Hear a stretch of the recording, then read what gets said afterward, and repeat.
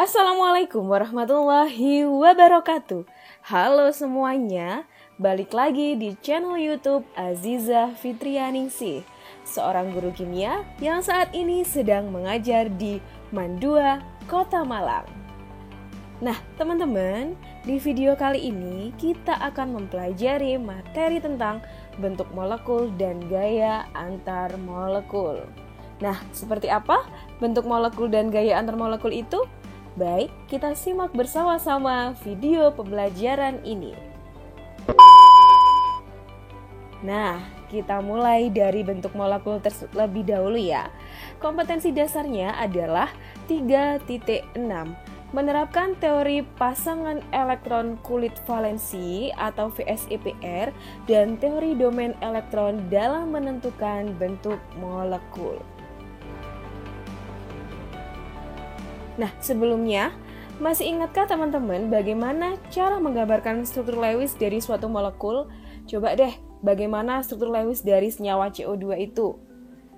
Ya, struktur Lewisnya adalah sebagai berikut. Jadi, di antara atom pusat C dengan atom O itu terdapat ikatan kovalen rangkap 2. Nah, sekarang kira-kira bagaimanakah dengan bentuk molekul CO2 itu?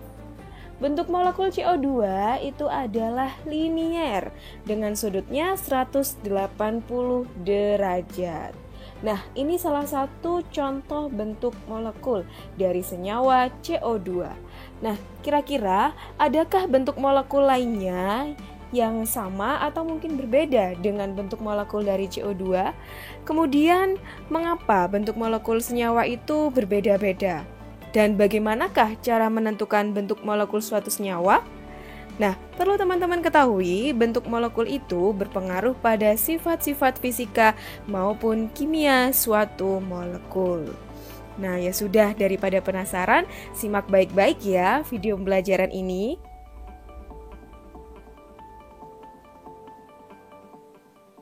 Nah, apa sih sebenarnya bentuk molekul itu? Bentuk molekul itu merupakan gambaran secara teoritis susunan atom-atom dalam molekul berdasarkan susunan ruang pasangan elektron ikatan atau yang disingkat dengan PeI dan pasangan elektron bebas atau yang disingkat PeB atom pusat.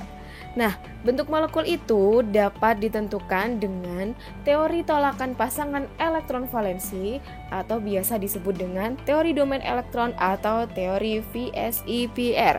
VSEPR itu singkatan dari Valence Shell Electron Pair Repulsion Model.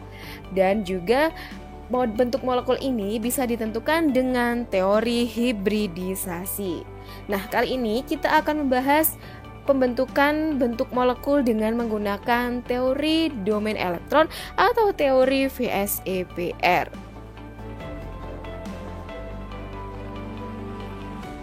Oke, bentuk molekul berdasarkan teori VSEPR. R.G. Gillespie pada tahun 1970 mengajukan teori VSEPR, yaitu singkatan dari Valence Shell Electron Pair Repulsion atau teori tolakan pasangan elektron valensi, yang berbunyi pasangan-pasangan elektron akan berusaha saling menjauhi sehingga tolak-menolak antara pasangan elektron menjadi seminimal mungkin. Kemudian, jarak yang diambil oleh pasangan elektron itu bergantung pada keelektronegatifan dari atom-atom yang bersangkutan. Nah, untuk urutan gaya tolaknya itu PeB gaya tolaknya lebih besar daripada PeI. Kemudian ikatan rangkap 3 lebih besar daripada ikatan rangkap 2 dan lebih besar daripada ikatan tunggal. Nah, namun keterbatasan teori VSEPR ini tidak dapat menerangkan molekul-molekul yang lebih rumit dan juga mempunyai bilangan koordinasi lebih dari 6. Jadi, terbatasnya dengan menggunakan teori VSEPR ini, kita tidak dapat menerangkan molekul-molekul yang lebih rumit atau molekul-molekul yang mempunyai bilangan koordinasi lebih dari 6. Jadi maksimal yang bisa digambarkan bentuk molekulnya adalah yang bilangan koordinasinya itu 6.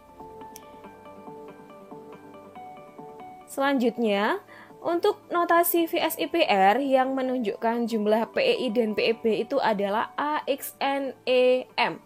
dengan keterangan A itu adalah atom pusatnya, kemudian X itu adalah PeI-nya, sedangkan N itu adalah jumlah PeI, kemudian E itu adalah PeB, dan M itu adalah jumlah PeB. Nah, ini merupakan 5 bentuk dasar molekul. Jadi di sini ada linier, kemudian ada trigonal planar atau segitiga datar, kemudian ada tetrahedral, kemudian ada trigonal bipiramidal atau segitiga dua piramid atau segitiga bipiramidal, dan yang terakhir ada oktahedral. Jadi ini dengan PeI-nya ada 2 linier itu, kemudian kalau trigonal planar itu PeI-nya ada 3, kemudian kalau tetrahedral itu PeI-nya ada 4, untuk trigonal bipiramidal PeI-nya ada 5, sedangkan untuk oktahedral PeI-nya ada 6. Kemudian bagaimana cara meramalkan bentuk molekul itu? Yang pertama, teman-teman harus bisa menggambarkan struktur Lewis suatu senyawa tersebut. Kemudian yang kedua, hitung jumlah pasangan elektron, jumlah PeI dan PeB yang ada di sekitar atom pusat. Kemudian yang ketiga, memprediksi sudut-sudut ikatan yang mungkin berdasarkan jumlah kelompok elektron dan arah-arah yang mungkin akibat tolakan pasangan elektron bebas. Kemudian, menentukan rumus bentuk molekulnya atau klasifikasi VSIPR-nya. Kemudian yang terakhir, memberi nama bentuk molekul berdasarkan jumlah PeI dan PeB. Nah, itu cara atau langkah-langkah dalam meramalkan bentuk molekul suatu senyawa. Nah, oke, kita mulai dari yang pertama dulu, bentuk molekul dengan 2 pasangan elektron di sekitar atom pusat. Di sini contohnya ada BeCl2. Nah, seperti yang telah disebutkan tadi, langkah pertama kita harus bisa menggambarkan struktur Lewis-nya dulu. Kita gambarkan struktur Lewis dari BeCl2. Nah, di sini terlihat ya bahwa ada 2 PeI di antara atom pusat Be, dan atom pusat Be tersebut tidak mempunyai PeB.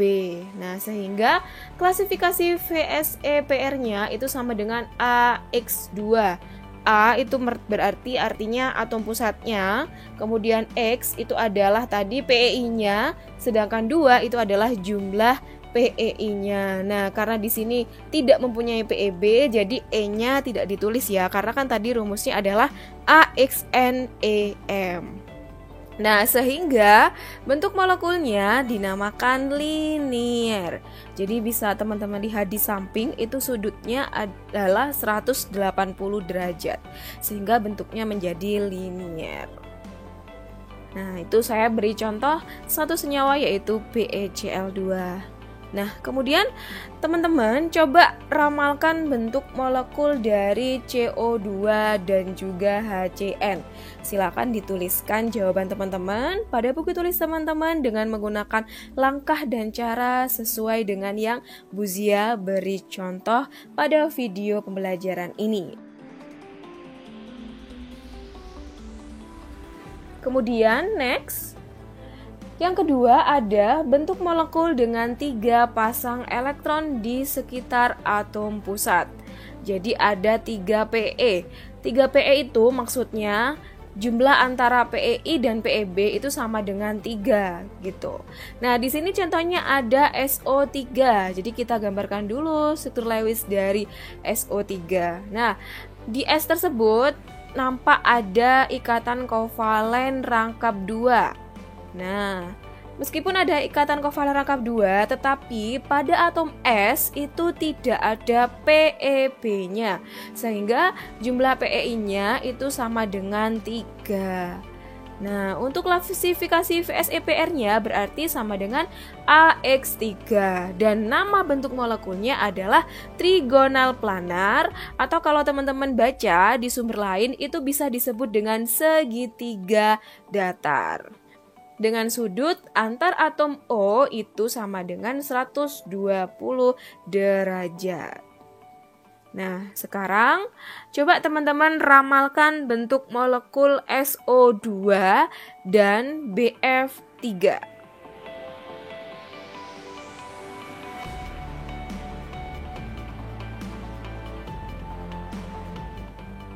Nah, sekarang bentuk molekul dengan 4 pasang elektron di sekitar atom pusat. Di sini saya beri contoh senyawa CH4 atau metana. Nah, masih tetap sama caranya. Kita gambarkan dulu struktur Lewis dari CH4. Nah, di sini jumlah Pe pasangan elektronnya ada 4. Kemudian untuk PeI-nya sama dengan 4 dan PeB-nya sama dengan 0. Nah, untuk klasifikasi VSEPR-nya itu berarti AX4, sehingga bentuk molekulnya itu adalah tetrahedral. Nah, kalau teman-teman lihat di sebelah kanan itu ada turunan dari tetrahedral. Maksudnya turunan itu bagaimana? Kalau teman-teman lihat untuk tetrahedral itu kan tidak ada PeB, jadi PeB-nya sama dengan 0. Sedangkan untuk turunannya itu ada PeB-nya. Jadi salah satu sisinya itu digantikan dengan PeB. Nah, di sini contohnya ada klasifikasi VSEPR AX3E, berarti E ini adalah PeB. Nah, E-nya ada 1. Nah, satunya tidak perlu ditulis, tidak apa-apa. Sehingga AX3 berarti PeI-nya ada 3, kemudian E berarti PeB-nya ada 1. Nah, ini bentuk molekulnya disebut dengan trigonal piramidal atau segitiga piramid. Nah, seperti itu. Di sini contohnya ada senyawa NH3, PF3, ClO3, dan H3O+. Kemudian sekarang kalau dua sisinya, dua PeI-nya digantikan dengan dua PeB, berarti klasifikasi VSEPR-nya adalah AX2E2. Jadi PeI-nya 2, PeB-nya 2. Nah, contohnya ada senyawa H2O, OF2, dan SCl2. Nah, sekarang coba teman-teman tuliskan pada buku tulis teman-teman masing-masing, ramalkan bentuk molekul dari NH3 dan H2O. Silahkan dituliskan bagaimana proses terbentuknya pemberian nama bentuk molekul dari NH3 dan H2O.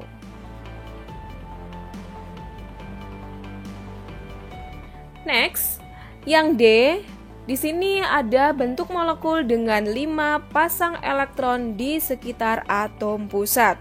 Nah, di sini Bu Zia tidak memberikan contoh, tetapi Bu Zia akan langsung memberikan latihan pada teman-teman semua, yaitu ramalkan bentuk molekul dari PCl5 dan SF4. Nah, kalau teman-teman lihat di contoh pada gambar di samping ini, di sini ada PF5, itu merupakan senyawa dengan bentuk trigonal bipiramidal atau segitiga dua piramid. Nah, dengan klasifikasi VSEPR-nya adalah AX5, itu untuk PCl5. Nah, nanti teman-teman silahkan menuliskan menggunakan cara, kok bisa sih bentuk molekulnya itu trigonal bipiramidal? Nah, itu silahkan dituliskan pada buku tulis teman-teman masing-masing ya. Caranya sama seperti sebelumnya. Kemudian untuk klasifikasi VSEPR AX4E berarti PeI-nya itu ada 4, PeB-nya ada 1.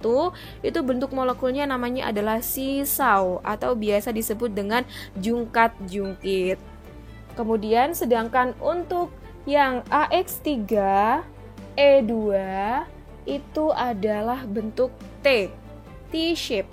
Jadi PeI-nya itu ada 3, PeB-nya itu ada 2. Nah, kalau teman-teman lihat di sini, ini kan bentuknya seperti huruf T dengan 2 PeB.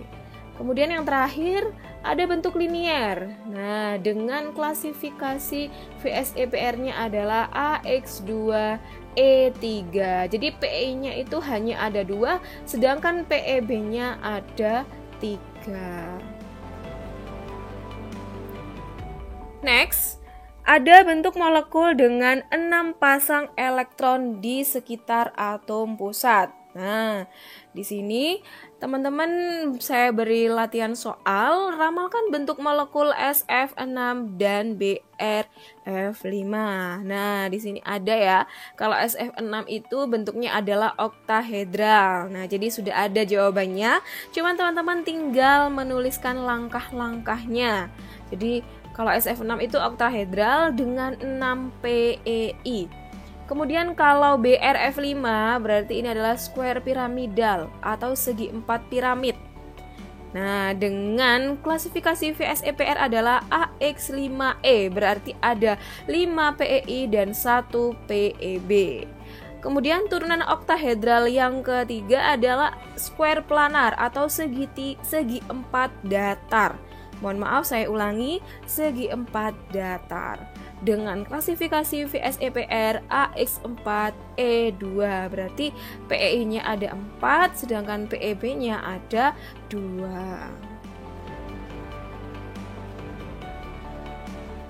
Next, mengenai kepolaran senyawa berdasarkan bentuk molekulnya. Sebuah atom yang berikatan dengan atom lain itu saling tolak-menolak sehingga berada dalam jarak terjauh dengan atom yang diikatnya. Kepolaran senyawa itu adalah perilaku suatu zat yang menyerupai medan magnet, yaitu terdapat kutub sementara yang disebut dengan dipol. Dipol dapat menyebabkan gaya tarik-menarik atau tolak-menolak dalam senyawa. Dipol pada suatu senyawa itu terdiri atas yang pertama dipol positif. Atom yang berdipol positif adalah atom yang memiliki keelektronegatifan lebih kecil dari atom yang lainnya. Kemudian yang kedua ada dipol negatif. Nah, atom berdipol negatif ini adalah atom yang memiliki keelektronegatifan lebih besar daripada atom yang lainnya. Contohnya, keelektronegatifan H itu kan lebih kecil dari Cl, sehingga pada senyawa HCl, H bertindak sebagai dipol positif, sedangkan Cl bertindak sebagai dipol negatif. Nah, kepolaran dalam bentuk molekul itu dipengaruhi oleh yang pertama sudut ikatan. Atom yang berikatan akan selalu berada pada jarak jauh maksimum dengan atom lainnya membentuk sudut ikatan yang merata dan saling meniadakan kepolaran senyawa. Namun, jika sudut ikatan tidak tersebar merata, maka kepolaran akan muncul. Kemudian yang kedua, dipengaruhi oleh simetri bentuk molekul. Bentuk molekul yang simetris itu bersifat nonpolar, sedangkan yang bentuknya asimetris itu bersifat polar. Nah, kemudian yang ketiga dipengaruhi oleh pasangan elektron bebas. Jika terdapat pasangan elektron bebas yang tidak saling meniadakan posisinya, artinya dalam bentuk yang asimetris, maka kepolaran akan muncul. Jadi kalau ada PEB yang tidak saling meniadakan, maka senyawa tersebut masuk ke dalam senyawa polar. Seperti itu. Nah, tingkat kepolaran senyawa itu dinyatakan dalam momen dipol dalam satuan kolom meter. Senyawa yang nonpolar itu memiliki momen dipol sama dengan 0. Oke, di sini ada bentuk molekul berdasarkan teori VSIPR dan juga kepolarannya. Jadi, kalau kita lihat dari PE sama dengan 2, itu klasifikasi VSIPR-nya hanya ada satu, yaitu AX2 dengan bentuk molekul linier. Dan untuk kepolarannya berarti nonpolar, karena tidak mempunyai PEB. Kemudian bentuknya juga simetris.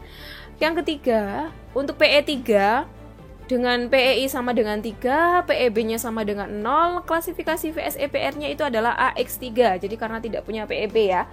Nah, bentuk molekulnya adalah trigonal planar atau segitiga datar.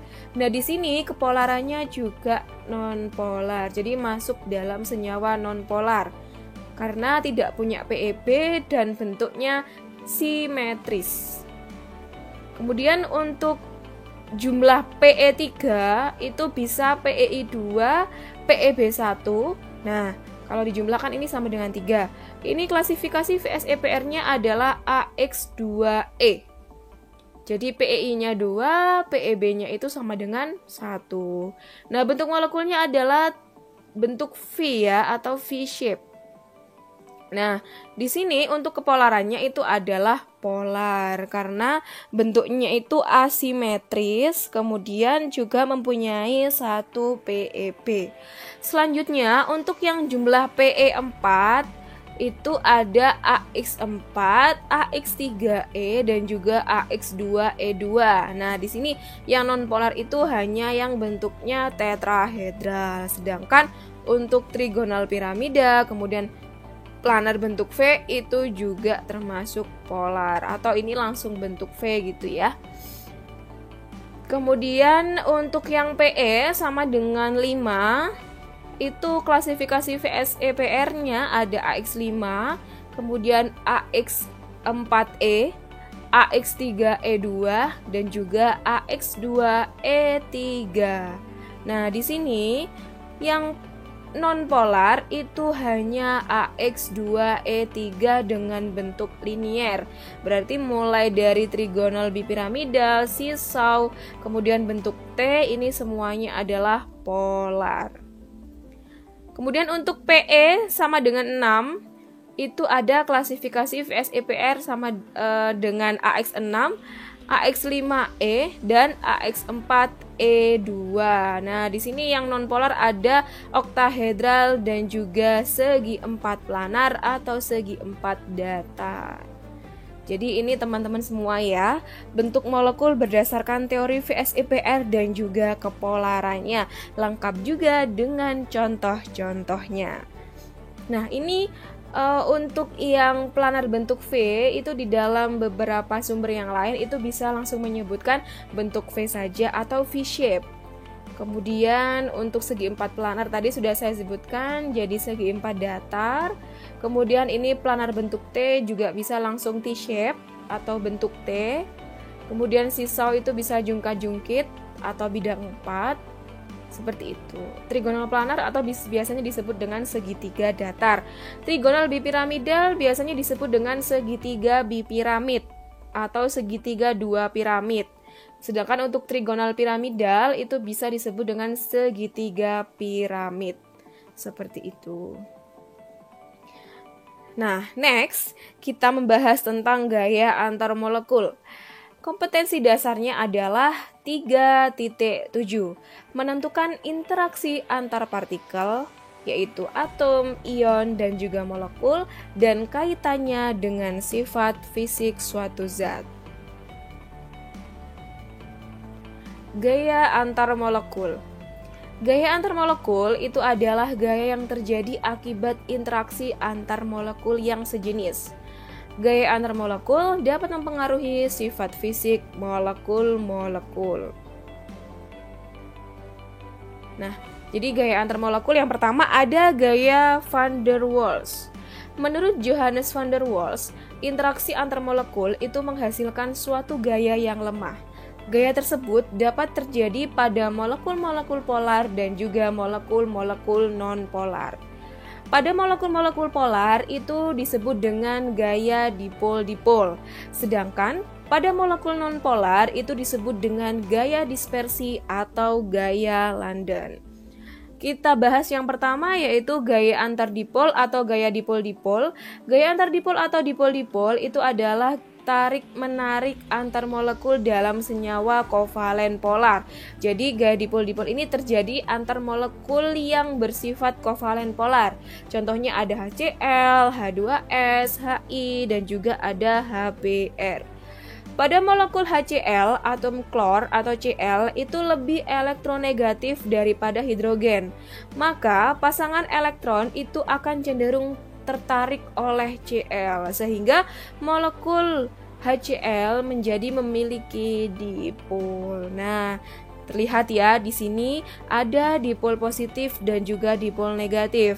Kenapa Cl-nya menjadi dipol negatif? Karena Cl memiliki keelektronegatifan yang lebih besar daripada H, sehingga yang H-nya menjadi dipol positif. Nah, di sini terjadi interaksi kan antara HCl yang satu dengan HCl yang lainnya. Nah, di sini Cl-nya yang memiliki dipol negatif berinteraksi dengan H yang memiliki dipol positif. Nah, interaksinya inilah yang disebut dengan gaya antar dipol atau gaya dipol-dipol atau dipol-dipol attraction.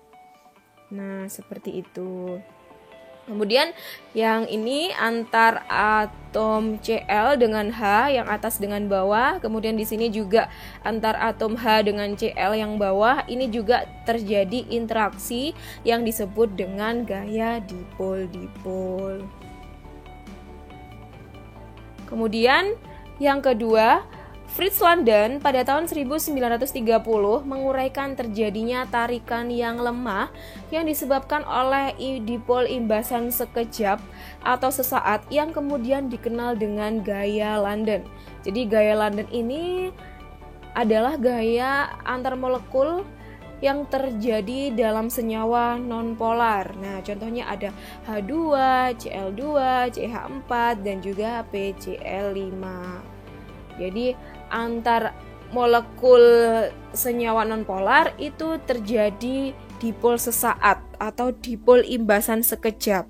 Nah, sehingga dinamakan dengan gaya London. Yang kedua, selain gaya van der Waals, itu juga terdapat ikatan hidrogen. Nah, di sini saya ada grafik titik didih antara senyawa pada golongan 6, 7, 5 dan juga 4. Nah, kalau di sini ada H2O, ada HF, NH3 dan juga CH4. Nah, di sini mengapa dalam golongannya H2O, HF dan juga NH3 itu memiliki titik didih yang lebih tinggi daripada senyawa-senyawa yang lainnya dalam satu golongan. H2O itu lebih tinggi daripada H2S, H2SE, dan juga H2TE. Kemudian HF lebih tinggi daripada HCl, kemudian lebih tinggi daripada HBr, dan juga HI. Sedangkan untuk NH3 itu titik didihnya lebih tinggi daripada PH3, kemudian ASH3, dan juga SPH3. Nah, itu dikarenakan pada senyawa yang mengandung atom sangat elektronegatif, yaitu F, O, dan N, dan atom H itu akan memiliki kepolaran sangat tinggi sehingga membentuk ikatan hidrogen. Jadi di sini karena H2O itu terdapat ikatan antara H dan O, kemudian HF itu antara H dan F, kemudian NH3 juga antara H dan N, dan OFN itu adalah atom yang sangat elektronegatif. Jadi kesimpulan dari pertanyaan ini, jawaban dari pertanyaan ini adalah mengapa dalam golongannya H2O, HF, dan NH3 itu memiliki titik didih lebih tinggi. Itu dikarenakan ketiga senyawa ini memiliki ikatan hidrogen. Jadi antar senyawa H2O itu memiliki gaya antar molekul yang dinamakan dengan ikatan hidrogen. Jadi H2O yang satu dengan H2O yang kedua itu memiliki ikatan hidrogen. Demikian pula dengan HF yang satu dengan HF yang lainnya itu juga bisa berikatan hidrogen. Jadi antar senyawanya bisa berikatan hidrogen. Nah, kemudian untuk yang CH4, mengapa titik didihnya tidak bisa lebih tinggi seperti NH3, HF, dan juga H2O? Dikarenakan hanya di sini berikatan dengan C, bukan dengan F, O, atau N. Sehingga pada senyawa CH4 itu tidak memiliki gaya antar molekul yaitu ikatan hidrogen. Nah, CH4 ini itu adalah senyawa nonpolar. Nah, berarti gaya antar molekulnya adalah gaya London. Sehingga titik didihnya di antara senyawa-senyawa yang lain dalam satu golongannya dia yang paling rendah. Nah, ini ikatan hidrogennya. Jadi di sini ada H2O. Nah, O-nya ini berikatan dengan H dari H2O yang lainnya. Berinteraksi ya, bukan berikatan, mohon maaf. Berinteraksi dengan H dari H2O yang lainnya. O di sini kan punya 2 PeB. Nah, masing-masing PeB-nya itu berinteraksi dengan H dari H2O yang lainnya. Ini PeB yang sebelah sini juga berinteraksi dengan H dari H2O yang lainnya. Nah, interaksi antara O dengan H inilah yang disebut dengan ikatan hidrogen. Nah, sedangkan untuk ikatan yang ada di dalam H2O-nya sendiri itu bukan ikatan hidrogen, tetapi ikatan kovalen. Jadi di sini bisa membedakan ya teman-teman semua, kalau berinteraksinya dengan senyawa H2O yang lainnya itu dikatakan dengan ikatan hidrogen. Tetapi untuk ikatan antara O dan H di dalam H2O-nya sendiri itu dinamakan dengan ikatan kovalen. Jadi satu senyawa H2O ini mampu berinteraksi ikatan hidrogen dengan 4 H2O yang lainnya. Seperti itu. Nah, kemudian pengaruh gaya antar molekul terhadap titik didih. Apa sih pengaruhnya? Semakin kuat ikatan antar molekul, titik didihnya semakin tinggi karena energi yang dibutuhkan untuk memutuskan ikatan itu semakin besar.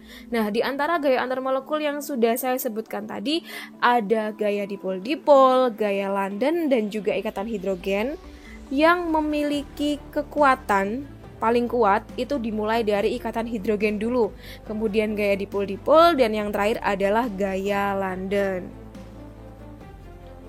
Kemudian jika MR atau massa molekul relatif suatu senyawa semakin besar, itu didihnya juga semakin tinggi. Nah, pada senyawa H2O, HF, NH3, titik didihnya tinggi di dalam golongannya karena mempunyai ikatan hidrogen antar molekulnya. Jadi, kekuatan gaya antar molekul yang paling kuat itu adalah ikatan hidrogen. Kemudian disusul dengan gaya dipol-dipol, dan yang terakhir adalah gaya London. Nama lain dari gaya London itu bisa gaya dispersi. Seperti itu.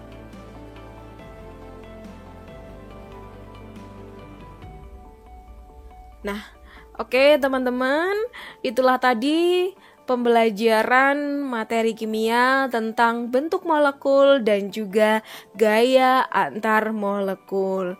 Semoga apa yang Bu Zia sampaikan teman-teman semuanya bisa mengerti dan memahami.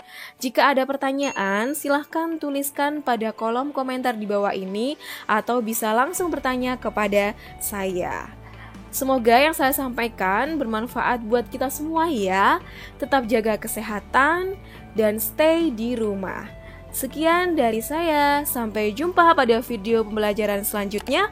Wassalamualaikum warahmatullahi wabarakatuh.